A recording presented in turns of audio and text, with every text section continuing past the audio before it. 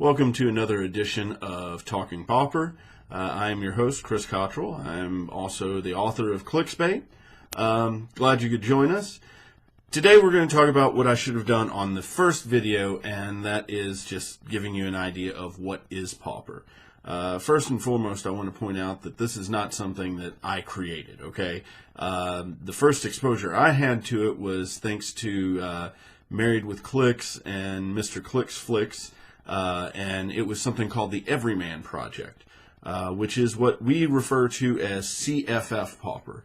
That's just commons and fast forces. So all of your game elements, while being modern legal, are part of either common rarity or the fast forces, part of a fast forces set. Now, when we decided to do the Pauper Circuit, we decided to go with something called CU Pauper, which is commons and uncommons. The elimination of the fast forces was largely due to things like the Avengers Infinity set, where Giant Girl just spiked in price because it was such a good piece, and there's only a limited print run on those, so it was more difficult to get, and we felt that it started a barrier for people to get into competitive play, which our idea for Pauper was to be a very inclusive format, to try to get players to try a competitive format that was more welcoming than, you don't have to have all the chases to get involved. So we decided when we set up the Pauper Circuit that we wanted to go with commons and uncommons only. And we found that it's been a very unique and interesting format. We're very pleased with how it's turned out to this point.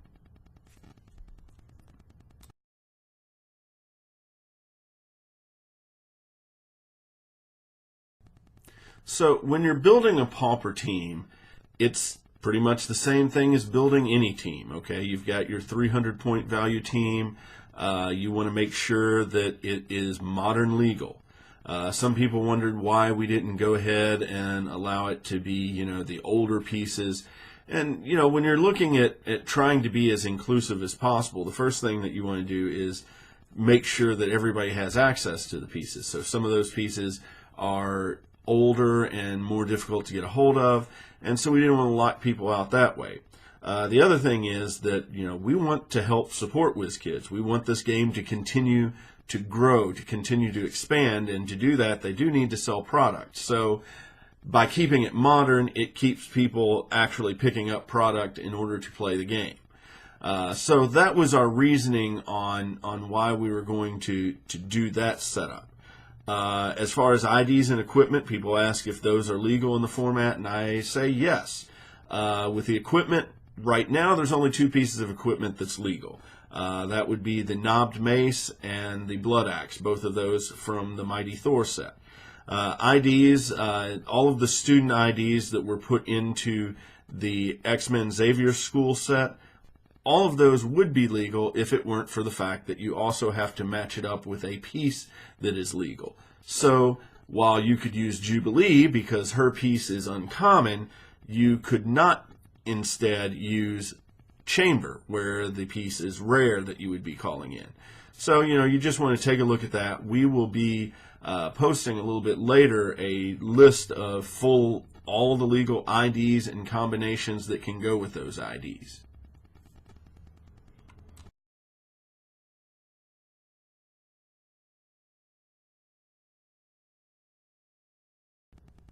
Now, there is one other thing that is very different about the Pauper Circuit, and that has to do with modified pieces, custom pieces that people have put together.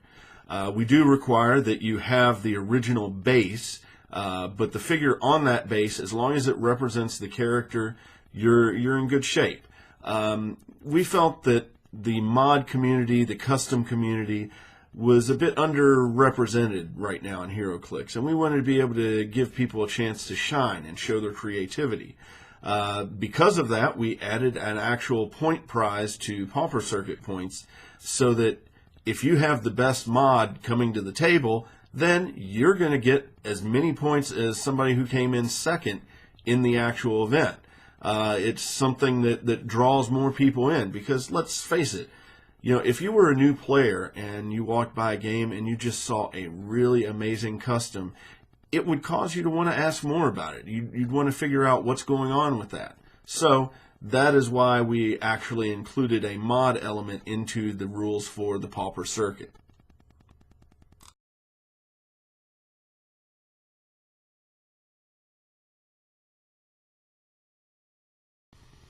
So as far as what the Pauper circuit is, it's a series of tournaments that's going to end in a championship tournament that will be held in Ohio, Columbus, Ohio, same time as Origins, so around the same time as Nationals.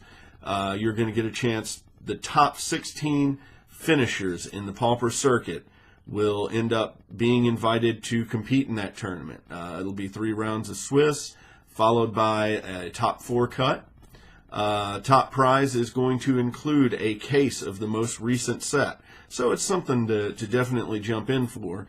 If your venue does not already host a Pauper Circuit event, then you can just let them know. It's like a Win-A-Map. You just sign up for a Win-A-Map, so not only are you getting Pauper Circuit points, but you're also going to be getting rock points for competing in this event.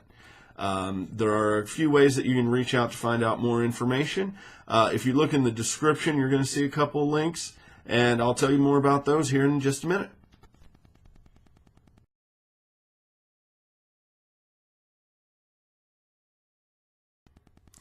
So if you're interested in the Pauper circuit, there are a couple of places you can go to get more information. First off, you have the HeroClix Pauper League, which is a Facebook page. I'll have a link in the description below. You can also send an email to paupercircuit@digitaledengames.com. I'll have that information in the description as well, just to give you an opportunity to figure out, what you need to do to get an event run at your venue. I really hope that you'll take some time and jump in there. There's a lot of creative ideas that are available through the HeroClix Pauper League. And thank you for your support. I hope you guys will jump in and play some Pauper.